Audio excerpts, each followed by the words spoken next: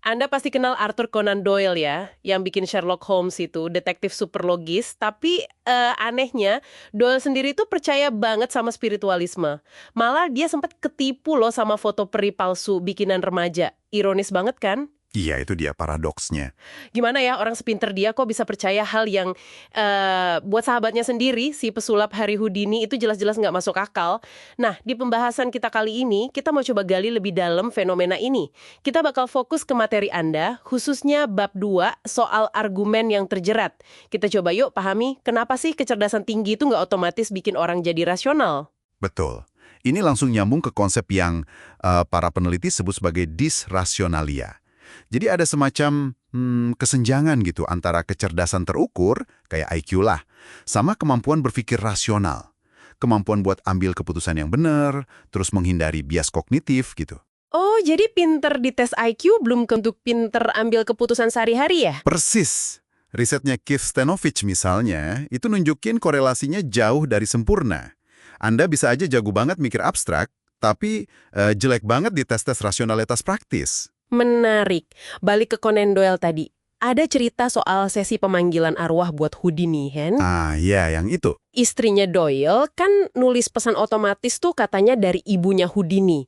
Nah, Houdini langsung, wah, skeptis dia. Dia tanya, kok ibunya seorang Yahudi tiba-tiba ngaku Kristen? Kok nulisnya pakai bahasa Inggris sempurna padahal nggak pernah belajar? Terus kok bisa lupa ulang tahun anaknya sendiri? Logis kan pertanyaannya? Banget. Pertanyaan yang sangat rasional dari Houdini. Tapi, nah ini dia, reaksi Doyle malah sebaliknya.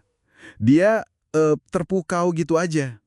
Ini contoh klasik gimana kecerdasan Doyle, yang bisa nyiptain Holmes yang super logis itu, malah nggak kepake buat keyakinan pribadinya. Jadi bukannya menganalisis, kecerdasannya malah sibuk bangun pembenaran yang rumit. Argumennya jadi terjerat sama keinginannya untuk percaya. Wah, kayak kasus Perry Cottingley itu juga ya. Foto-fotonya kan, aduh jelas banget rekayasa. Guntingan kertas dari buku anak-anak itu. Iya, kelihatan banget. Bahkan ada penitinya kelihatan jelas. Tapi Doyle gimana? Dia malah bilang peniti itu, pusarnya peri. Iya, itu luar biasa sih. Terus dia bikin penjelasan ilmiah soal getaran elektromagnetik biar peri nggak kelihatan. Rasanya kok kecerdasannya malah bikin dia makin lihai ya, bela yang nggak logis ini. Tepat sekali. Nah, disinilah konsep penalaran termotivasi atau motivated reasoning itu jadi penting. Jadi, kecerdasan kita itu nggak selalu dipakai buat cari kebenaran secara objektif. Seringnya malah jadi kayak pengacara internal kita. Pengacara internal? Maksudnya? Iya, pengacara yang tugasnya ngebela keyakinan yang udah kita pegang erat. Apalagi kalau keyakinan itu nyangkut identitas kita atau kepentingan kita. Ada studi dari Dan Kehan yang nunjukin ini dengan jelas. Orang-orang cerdas, apalagi yang jago angka, ternyata lebih lihai melintir data statistik. Oh iya? Contohnya? Misalnya data soal kontrol senjata gitu. Mereka cenderung menafsirkan data itu biar cocok sama pandangan politik mereka yang udah ada. Jadi, makin cerdas, makin pinter. Dia bikin argumennya nyambung sama keyakinan awalnya. Argumennya jadi terjerat. Wow. Jadi kecerdasan malah bisa jadi alat buat memperkuat irasionalitas ya? Bukan buat melawan ya? Ini agak membalikan logika umum. Bisa dibilang gitu. Buat Doyle, spiritualisme itu bukan sekedar opini loh. Itu udah nyangkut hubungan sama istrinya, teman-temannya, bahkan investasi finansialnya di gereja spiritualis. Dan yang paling penting, harapannya soal kehidupan setelah mati. Motivasinya kuat banget buat percaya. Jadi bukti apapun yang disodorin Houdini bakal mental gitu ya? Iya, bakal ditolak atau ditafsirkan ulang biar pas sama keyakinannya. Argumennya udah terlanjur terikat, terjerat sama semua itu. Dan ini kan bukan cuma kasus Doyle aja ya. Di materi Anda juga disebut contoh lain. Ada fisikawan Paul Frampton itu. Ketipu bawa kokain demi cinta online. Betul, ada itu? Atau fenomena penyakit Nobel, ilmuwan hebat kayak Linus Pauling atau Luc Montagnier yang dukung teori aneh di luar bidang mereka setelah dapat Nobel. Nah, ini juga ada kaitannya sama yang namanya titik buta bias atau bias blind spot. Titik buta bias. Iya, orang cerdas itu seringnya lebih sadar sama status intelektual mereka. Jadi mereka ngerasa, saya kebalah dari bias.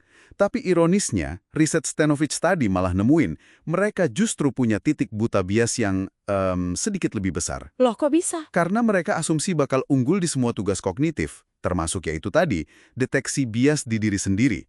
Mereka nggak sadar kalau mereka juga bias. Wah, jadi merasa diri paling objektif malah bisa jadi pertanda bias itu sendiri ya. Agak serem juga ya. Bisa jadi. Ada contoh klasik namanya belief bias, bias keyakinan. Coba deh, Anda nilai argumen ini ya. Oke, coba. Semua makhluk hidup butuh air. Mawar butuh air, jadi mawar adalah makhluk hidup. Gimana? Kedengarannya logis. Sekilas iya. Mawar kan emang makhluk hidup. Butuh air juga. Jadi ya logis aja kesimpulannya. Nah, padahal secara struktur logika formal, argumen itu nggak valid. Loh kenapa? Karena premis pertama nggak bilang kalau hanya makhluk hidup yang butuh air. Mungkin aja batu juga butuh air kan, secara teori di argumen itu. Oh iya bener juga. Nggak ada pernyataan eksklusifnya. Betul. Tapi, sekitar 70% mahasiswa loh nganggap argumen itu valid. Kenapa? Ya karena kesimpulannya mawar adalah makhluk hidup, itu cocok sama apa yang udah mereka yakini. Argumen mereka jadi terjerat sama keyakinan awal. Oke, jadi jelas banget ya pelajaran dari pembahasan materi ini untuk Anda semua. Kecerdasan tinggi itu bukan tameng otomatis anti-irasionalitas. Malah, kadang-kadang justru kecerdasan itu yang dipakai buat bangun benteng argumen yang makin kokoh di sekitar keyakinan yang keliru. Lewat penalaran termotivasi tadi, argumen kita bisa banget terjerat sama apa yang pengen kita percayai. Iya, betul sekali. Dan ini tentu membawa kita ke sebuah, refleksi penting ya buat Anda renungkan. Sejauh mana sih kecerdasan dan keyakinan Anda sendiri itu mungkin saling terkait atau mungkin terjerat satu sama lain? Ada nggak area di hidup Anda di mana kecerdasan Anda mungkin lebih sibuk mempertahankan suatu pandangan daripada mengujinya secara kritis dan objektif? Rantai tak terlihat apa ya yang mungkin mengikat penalaran Anda sendiri tanpa Anda sadari?